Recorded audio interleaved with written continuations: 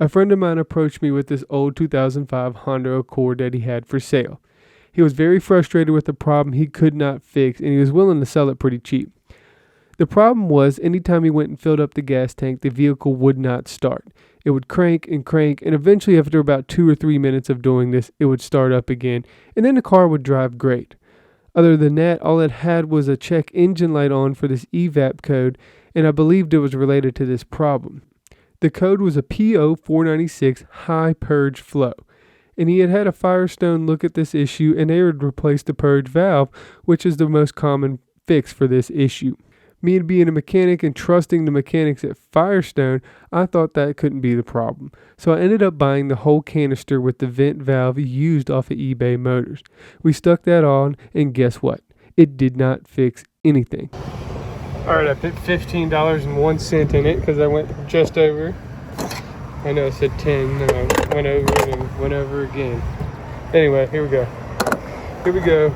Make sure it clicks 3 times. 1, 2, 3. Okay, good. Let's see what happens. Let's see what happens.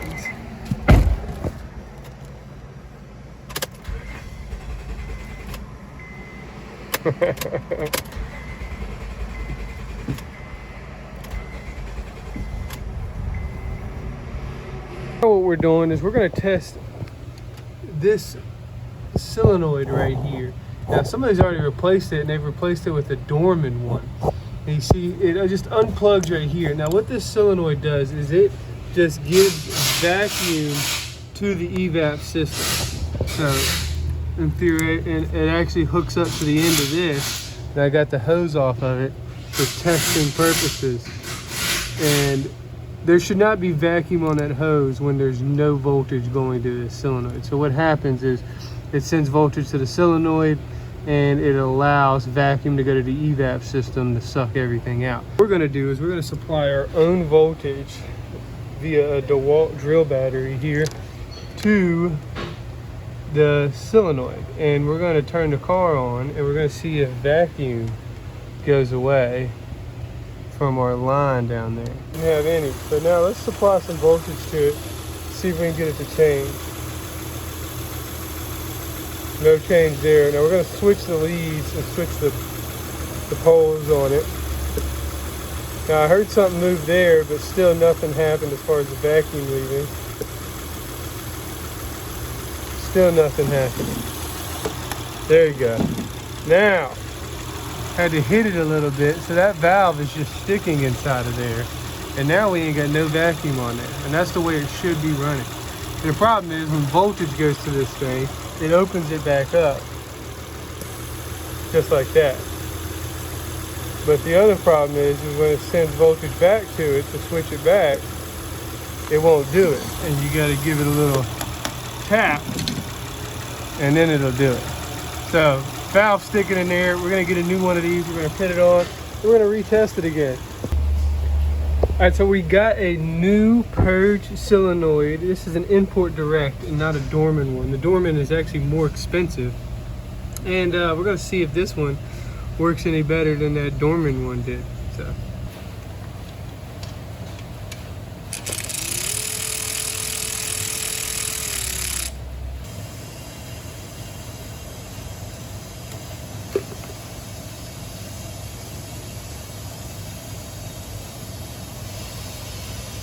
Also give it a little test by just like sucking on this end like a straw, and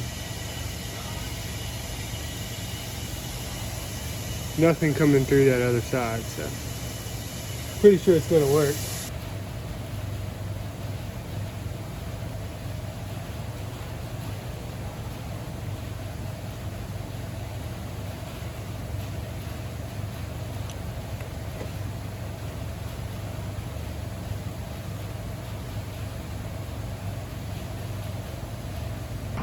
All right, we're back at the gas station, and we're gonna try a different pump this time, see if that one's just got bad juju or something. We're only gonna put $5 in it this time and see what happens when we're done. All right,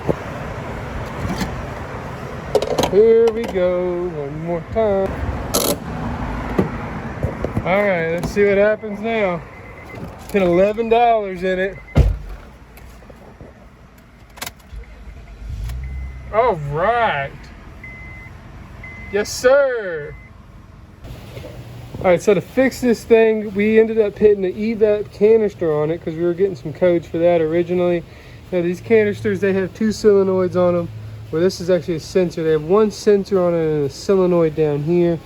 And this is just a vent solenoid right here.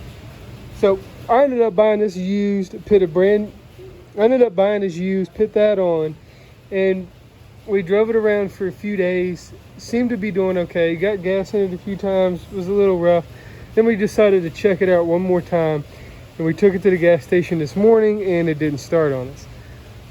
So we led us back to our purge valve right here, and we put a new one on right there, and all seems to be operational now. So if you're having a problem where your car will not start after getting gas, I would start with checking this sensor right here because it is the quickest and easiest one to get to. Now that one was already replaced, so I went ahead and checked this. I didn't even really check it. I just went ahead and changed it because it was easier to do so. It was only 90 bucks for a used one off of eBay Motors. We got it sent up here and stuck it on, and now we got it fixed after getting another new switch here. In the end, I can't help but feeling that I bought an extra part for no reason. It's not that bad because I only spent 90 bucks and I bought it used off of eBay Motors, and that's why it was a little cheaper. Although it didn't fix the car, I can cry about it later because I eventually got it fixed with this new purge valve. Just a testament to Dorman, and some of their products aren't as good quality as advertised, and this is certainly not a video to bash on Dorman because I have used several of their other parts in other applications and they work great, but I guess the purge valves they make sometimes don't always come out the best. So if somebody's replaced the purge solenoid and you're still having this problem, go ahead and try another one. They're only about 60 to 100 bucks at your local parts store. Just make sure it's not a Dorman product on a purge valve. If you have any more questions, feel free to leave them below in the comment section. You can also DM me on Instagram and Facebook. Be sure to subscribe there so you can get as much information out of me as possible. You can also subscribe to my other YouTube channel called Just Call Me Eddie, where I'm doing car reviews, car projects, car news, anything about cars, and we're also going to be doing home projects and other videos on there as well. It's going to be a fun time. Go check that out and subscribe. Thanks for watching our video. I hope this helps you out. Figure out any EVAP problems you have with the 2005 Honda Accord. For now, stay dirty, and you can just call me Eddie.